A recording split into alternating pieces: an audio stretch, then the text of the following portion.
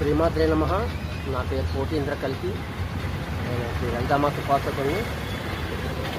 అలాగే శ్రీ వీరబ్రహ్మేంద్ర స్వాముల వారి శిష్యుడిని. నేను వైశాఖపురం వైజాగ్లో ఉంటున్నాను. నేను ఇప్పుడు చెప్పబోయే అంశం ఏంటంటే, చాలామంది సిద్ధ గురువులు, సిద్ధ పురుషుల గురించి చాలా రకాలుగా అనుకుంటారు. అసలు సిద్ధులు అంటే ఏంటి, ఎన్ని సిద్ధులు ఉన్నాయి, ఆ సిద్ధులు సాధించిన వాడు మాత్రమే సిద్ధ పురుషుడు, సిద్ధ గురువు. ఆ సిద్ధులు ముందు మనం తెలుసుకున్నామండి. ఒకటి మహిమా సిద్ధి, 2 మహిమా సిద్ధి, 3 లఘిమా సిద్ధి, 4 ప్రాప్తి సిద్ధి, 5 ప్రాకామ్య సిద్ధి, 6 వశిత్వ సిద్ధి, 7 ఈశిత్వ సిద్ధి, 8 సర్వకామ వసయిత్వం సిద్ధి.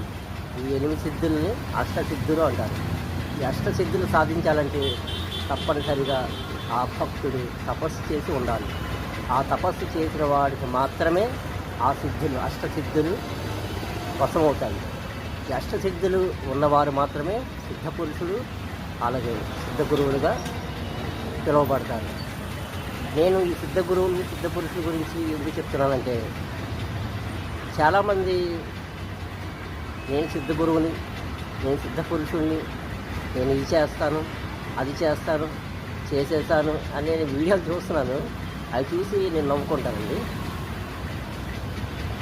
అసలు సిద్ధులు రావడం అంటే 1 సంవత్సరం, 2 సంవత్సరాలు, 3 సంవత్సరాలు, లేదా 10 సంవత్సరాలు తపస్సు చేస్తూ వచ్చేది కాదండి.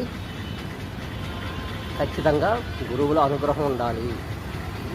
వారి గురువుల అనుగ్రహంతోనే కొంతమందికి కేవలం కొన్ని సంవత్సరాల్లోనే సిద్ధులు వస్తాయి, అష్టసిద్ధులు వస్తాయి. అష్టసిద్ధులు వచ్చిన వారు ఖచ్చితంగా వారు ప్రతి ఒక్కరూ, మిత్రుడైనా శత్రుడైనా ఎవరైనా సరే అతను చూసి తలదించి నమస్కరించవలసిందే. నేను ఎందుకు ఈ విషయం చెప్తానంటే, నా కోటీంద్ర కల్కి పీఠం యూట్యూబ్ ఛానల్లో ఒక సిద్ధ గురువు గారి గురించి నేను ఆల్రెడీ చెప్తూ ఉన్నాను. ఆయన అతి కష్టం మీద ఆయన వీడియో నా దగ్గరికి వచ్చింది. ఆయన సిద్ధ గురువు కాదు, ఆ వీడియోలు చూస్తే తెలుస్తుంది. ఎలా అంటే, ఆయన చనిపోయిన చీమలను తన అరచేతిలో వేసుకొని దాదాపు చాలాసేపు